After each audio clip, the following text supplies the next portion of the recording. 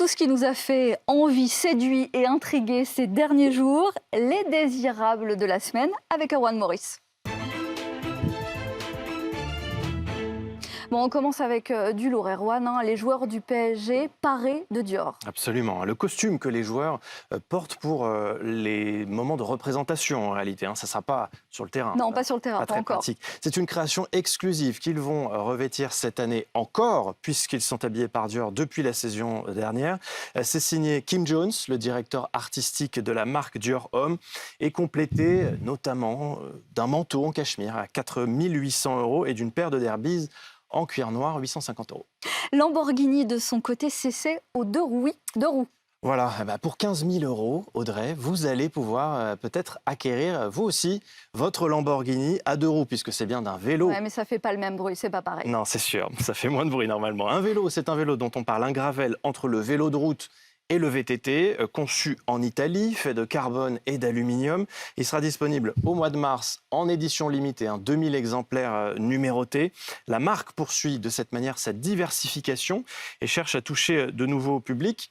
Vous en rappelez peut-être, mais il y a un petit peu plus d'un an, Lamborghini était déjà sorti de son univers de l'automobile en concevant un fauteuil pour les gamers. Mais on regarde un peu dans le rétro en Chine où Chanel a été la marque la plus active sur WeChat en 2022, marque française donc. Absolument, c'est Chanel qui a parfaitement intégré les codes de la vente en ligne en Chine. 1,3 milliard de Chinois sont inscrits sur WeChat, le réseau social de référence là-bas pour la vente en ligne, qui représente, et c'est une exception la Chine, plus de 50% des ventes totales se font en ligne. Donc il faut absolument être bien ancré sur le web. Chanel passe ainsi devant Prada, Hermès, Vuitton et Burberry en ayant été la marque de luxe la plus active ces derniers mois sur la plateforme. Et Erwan, on termine avec Baccarat qui imagine des pièces en cristal, ça on le sait, mais des pièces inédites. Parce qu'elles sont sans plomb, c'est un exploit, puisque le cristal sans plomb, en réalité, c'est du verre, normalement. Mais Baccarat aurait trouvé une recette qui est tenue secrète, et qui permettrait de produire intégralement du cristal sans plomb d'ici à 2 ans, une technologie qui, pourquoi pas, pourrait à terme s'exporter pour répondre aux problèmes sanitaires que représente le plomb. Et merci Erwan Maurice. Et on va parler d'un site qu'on a jugé le plus désirable du moment, aux pièces iconiques, c'est Rissi. Et sa fondatrice, Sophia Bernardin, est avec nous. Bonjour. Bonjour.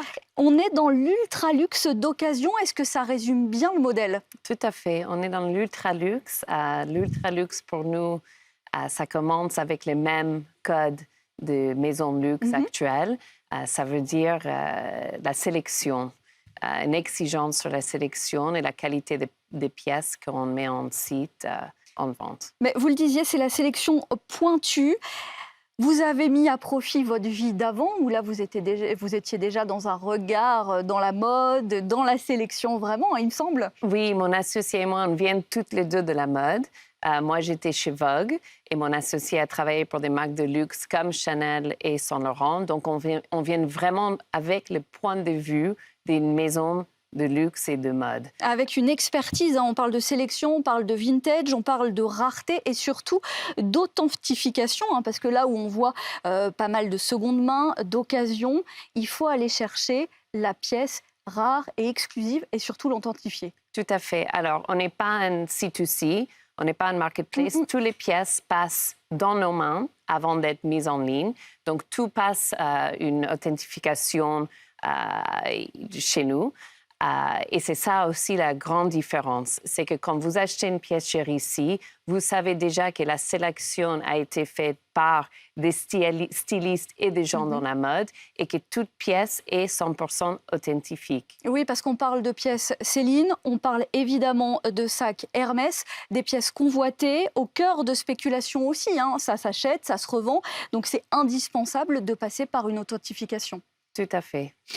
On est sur du très haut de gamme, plus haut de gamme que certains concurrents. Ça veut dire que le panier moyen, il est de combien? Alors, aujourd'hui, on est sur un panier moyen de presque 1 300 €. Donc, c'est un panier moyen qui est à peu près 3 à 4 fois plus notre compétiteur. Et c'est justement parce qu'on travaille un portfolio de pièces beaucoup plus pointu.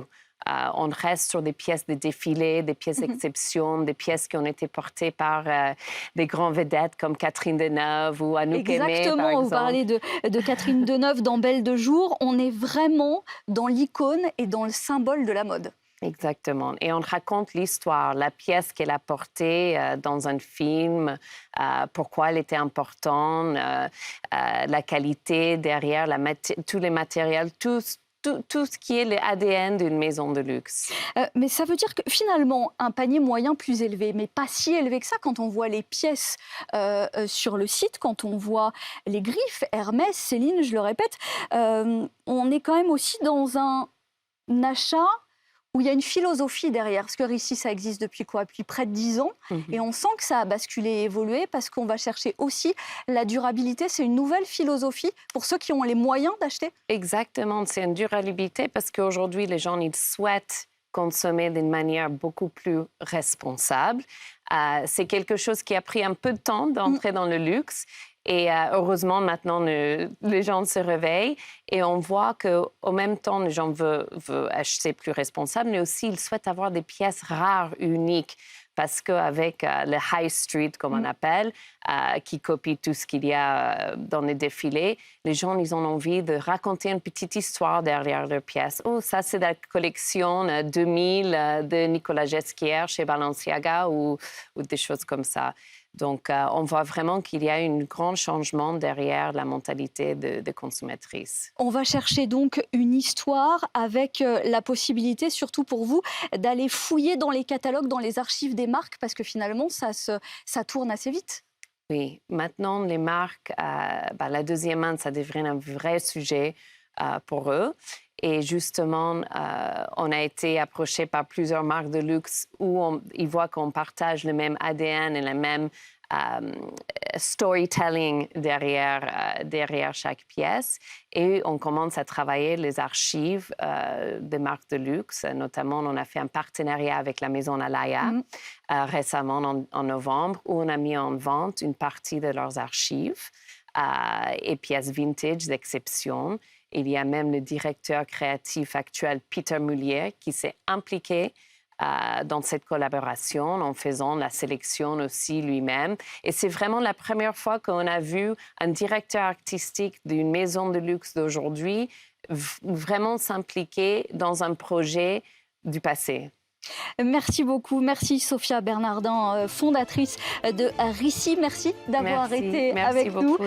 Iconic Business, le luxe par BFM Business, exclusif, intemporel, mythique, responsable et déculpabilisé toutes les semaines sur BFM Business et dès à présent sur le site et tous les réseaux. Iconic Business, le luxe by BFM Business.